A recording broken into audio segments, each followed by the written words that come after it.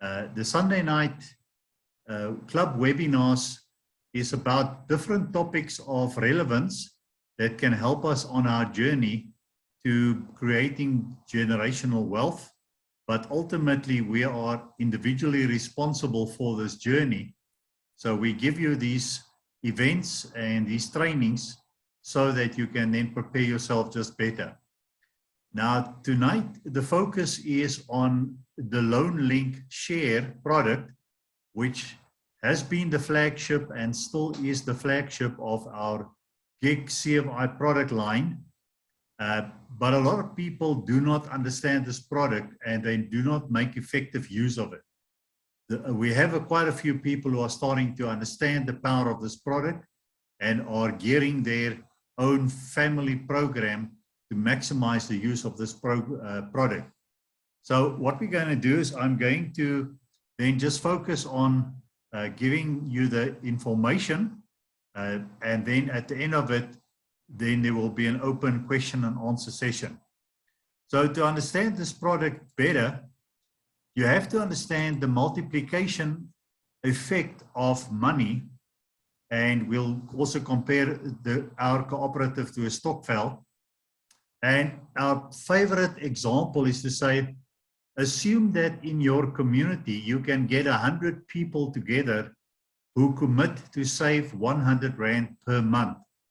In that way, you will create a flow of funds of 10,000 Rand a month coming in.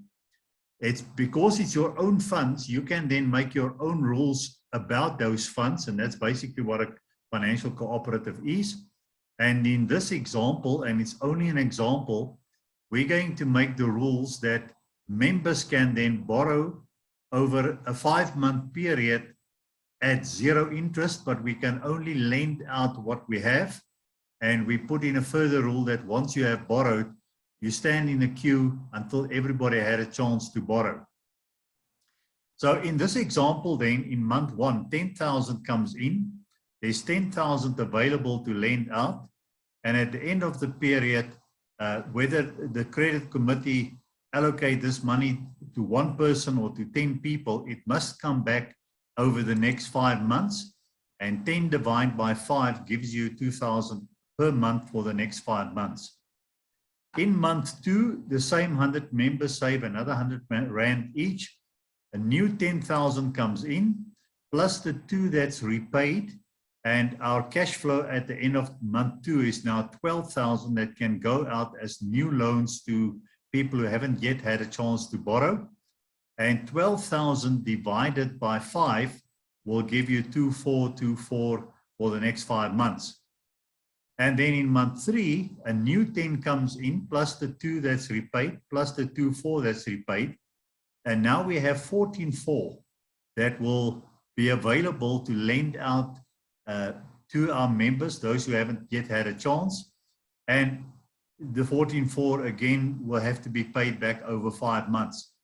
If I then accelerate this example, then over the period of a year, our group have brought in 10,000 for 12 months. So we have effectively brought in capital of 120,000 Rand.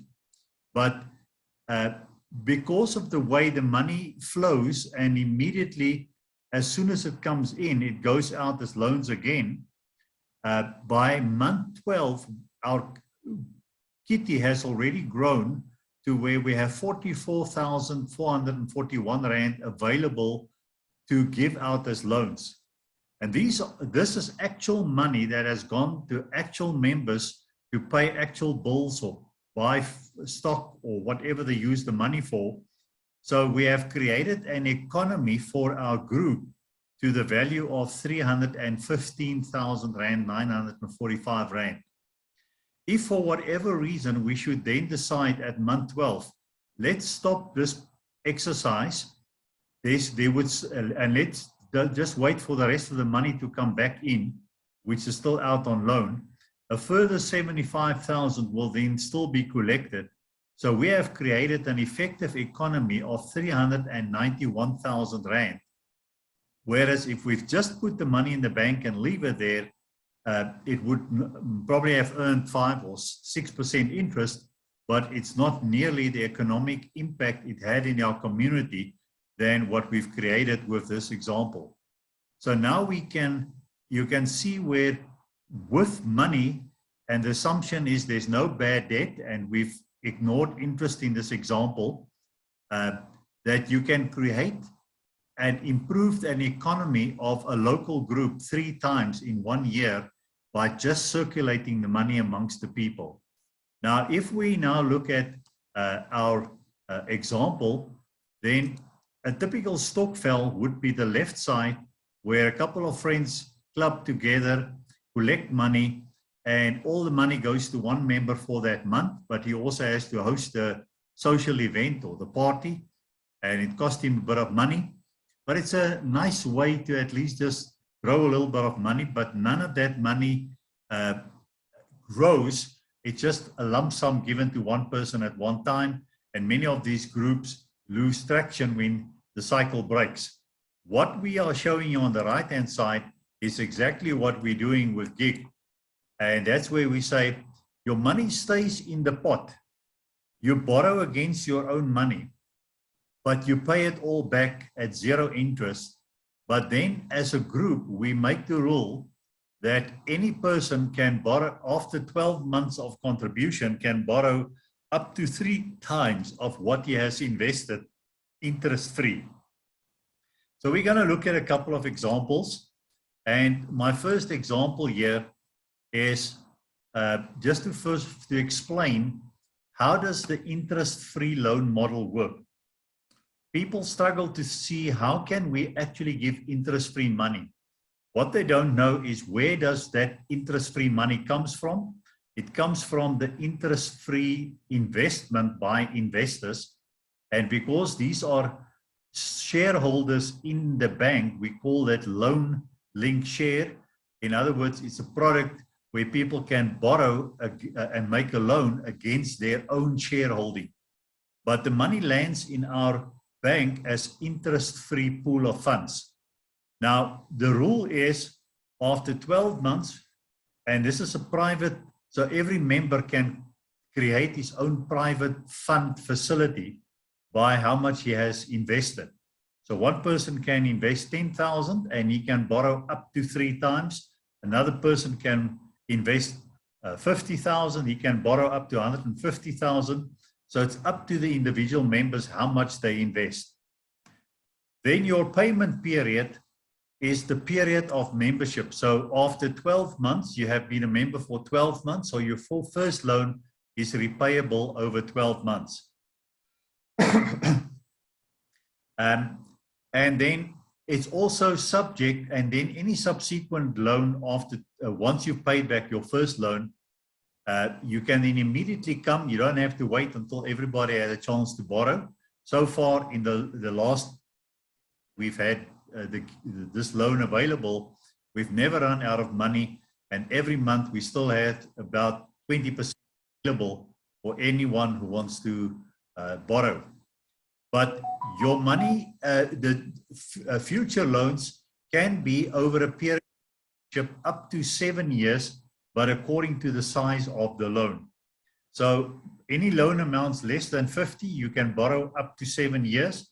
And then as the size of the loan increase, by the time it's more than 300,000, we restrict the repayment to 24 months. And that's just to protect our liquidity, that there's always money available for any of the members to pay back. And so far our policy has worked, because there was always money anytime a member wants to have a loan. Now, there's also a cost to the loan, because we use people to do the loan appraisal, and that's our credit committee. So we don't pay them a salary, but we have a fund that goes towards our back office so that we can have a full-time manager, full-time staff members, and to just help pay towards the cost of the back office. And this loan cost is a combination of a loan administration fee that starts off depending on the loan amount. If it's less than 3,000, it will be a minimum 300 Rand. And then as it goes up, it's for those income of loan the percentage comes down all the way down to 4% for amounts bigger than 50,000 or 2,600. So it's capped at 2,600. So the loan admin fee can never be more than that, but it will always be at least 300 up to 2,600. And then because we give you 3 times what you have deposited, if you have then borrowed 30,000 on your 10,000, 20,000 of that is then putting the group at risk. It's other members' fund. So we have created an internal provision for bad debt. So we work out a 3% of that 20,000 and we add it to the loan administration fee. And I'll do an example so that you can just see how it's done. So let's see in our first example, we want to have a member, and in this example, I'm just saying he has the purpose to pay back credit card debt of 33,480. The card runs interest at 30% annum, and he has to put a minimum payment down of 2,000, but then he eat it up again. So he actually never killed the card. Then over a period of a year, he has saved 1,000 Rand a month, and he's built up a deposit of 12,000 at the end of year 1. So the loan assessment criteria for him, he must have at least 1/3 of the amount of money that he wants to borrow. So in this case, he does have it. Then he needs to submit a loan application form to the back office, to manager@gigtrust.co.za. They will then check that, yes, he do qualify. He has a positive credit profile. He needs to submit proof of income, submit 3 months income statements. And then his application goes to the credit committee. And they normally take, because they work, they have full-time jobs, and they do this after hours. It normally takes about 2 weeks for them to come back. And occasionally they might have a challenge with some information. Then it's back and forth until he satisfactorily supplied the information, and then it gets approved and it can be paid out. Now, how the loan amount is then calculated, and you are now familiar with the cost of the loan is on a sliding scale, the admin fee up to an amount of 2,600 plus 3% provision for bad debt. So if we then look at it, he has a deposit of 12,000. He qualifies for 3 times that amount, 36,000, and he applies for the full amount. Then we calculate 36,000. Where does it fall in? It falls in the bracket of between 30 and 50. So it's a 5% administration fee, and 5% on that amount is 1,800. Then the unsecured balance is 24,000. 3% of that gives us then 720. So if we then take the 36 that he has applied for minus the cost of the loan, what is available to the member is the 33,480, which he can now use to pay off his credit card debt. And in this example now, to pay, he must pay it over 12 months. So it comes to 3,000, and we're going to assume that he has 1,000 Rand a month available that he has saved, plus the 2,000 that comes free from his credit card debt, and that becomes the 3,000 that he has available to now kill this credit card debt once and for all. So this is just a practical illustration of how this will work. Now I'm going to go to a process where I say, what if you want to use this Loanlink Share to design and build your wealth engine? And I'm going to create an artificial case study like the one we've just gone through. And we say, this is a new member in GIG. He has a credit card debt of this 33,480. He currently pays off 2,000, interest of 30% per annum. His debt, because he never gets rid of that amount, he just pay it and eat it up. His debt cost him on that 30,000, 30%. And if you doubt it, don't check your credit card interest. With administration fees, it comes to about this amount of money. Cost him 10,044 per annum. So it's a loss of capital. He's able to save R1,000 in his Loanlink Share. He's happy to forfeit the potential 8% per annum interest, which is what you can currently get if you commit your money for a 12-month fixed investment at GIG. But he's willing to forfeit it so that he rather want to benefit from the Loanlink Share program.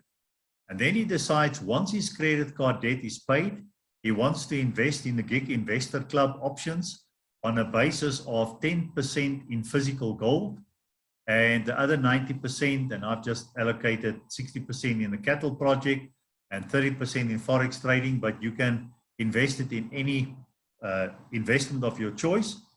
But we assume a growth of 15% on this investment portfolio. And then once the credit card debt is paid, because the first year he has to take that full 3,000, once you make that loan and you pay off the debt, the credit card, that 2,000 plus the 1,000 that he saves becomes his 3,000 with which he can pay off. But then that money becomes available to now start building the wealth. And he uses this money to grow his Loanlink Share, make Loanlink Share loans that he'll use for investment, and pay off his Loanlink Share loans and repeat the cycle. And just to make the exercise simple, I've ignored the effect of tax. So let's assume whatever tax he needs to pay, he'll pay it out of other sources, and he's got some clever accountants that can help him to pay what is due, but not unnecessarily. All right, now here's year one. So year one, we've already basically gone through this. He joined gigs, he started to save 1,000 in his Loanlink Share. He continues to pay his credit card at 2,000 per month. So he doesn't pay off his credit card the first year. He's just building his Loanlink Share. And that year, because of interest on his credit card, he has actually lost this 10,044 Rand. Then in year two, he uses 12,000 Loanlink Share. He borrows 36,000 to pay off the 33,480 of his credit card. And he used the 2,000 payment of the credit card together with his monthly savings of 1,000 to give him the 3,000 to pay off that 36,000. And at the end of the year of two, he has saved on his credit card interest 10,000 Rand. And yes, theoretically, he has lost 960 Rand on his 12,000 with GIG. And he has paid loan fees of 2,520. But if I look at what he would have paid minus the cost, he still scored 6,564. That if I divide it by 12,000, that was almost a return on his 12,000 of 55%. Amazing. And that's just to illustrate, understand the power of interest-free money if you use it correctly. So at the end of year two, his credit card debt is paid. He still has 12,000 in his Loanlink Share. He now takes a second loan payable over 2 years because he's now been in GIG for 2 years. And the repayment on 36,000 over 2 years is then 1,500. He still has 3,000 a month available to build his wealth. So he uses the other 1,500 that he doesn't have to repay on his loan, and he adds to his Loanlink Share account. See what his assets look like at the end of at the end of year three. He took 10% of that, so 3,348, and he bought gold through the GIG program, a couple of grams, but it's gold, nevertheless, physical gold. Then he invests into cattle and Forex, and on top of his initial investment, that investment has now grown to an extra 15%. So at the end of the term of 12 months, he has 34,000 in that. His Loanlink Share that was at 12,000 plus the 1.5 per month adds another 18,000. So he has 30,000 in his Loanlink Share. He has paid off 18,006. He's left with another 18. If I add it up, his net current assets are now at 50,000. At the end of year four, his balance sheet looks like this. He still has the same goal. His investment has grown another 15% to that. His Loanlink Share, another 18,000 has been added, now stands at 48,000. And he has paid off his Loanlink Share and he's now grown his assets to 91,000. Now, let's see what happens if you continue this. So now he has 48,000. What does he do with that? He takes a third loan against his 48,000. He qualifies for 3 times that amount. That's 144,000. His maximum admin fee is 2,600. The provision for bad debt on the remaining balance is 2,880. What is available to him is then 138,520, and he has 4 years, 48 months to repay it at 3,000 a month, and he still has this 3,000 a month to repay that. But now in a lump sum, he can now add it and further 10% to his gold, and his physical gold now stands at 17,200, and by that time I haven't bothered to inflate it with inflation, but gold runs at about 10 to 15% per annum anyway. So I left it just at the purchase value of the gold. He adds another 124,000 to his current investment, plus the growth on it of 15%. At the end of that year, he has 189,000 Rand. His Loanlink Share stands on 48,000, and he's already paid off 36,000 of the 144. So his net assets at the end of year 5 is 146. And now for the next 3 years, he's not going to borrow again. He's just paying off.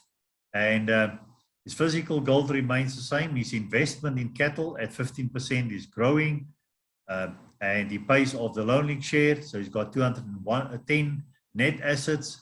In the end of year 7, 279 net assets.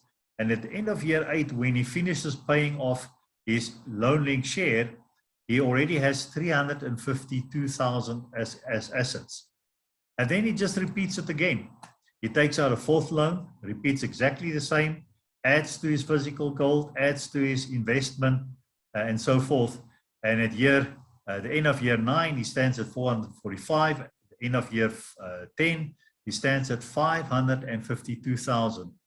Now, you probably say, but okay, that's fantastic. But what if he just took the money, the 3,000 that he pays per annum, per month, and he just invested in one of the conventional methods out there on the stock exchange, and let's assume he gets a consistent 8% on his income.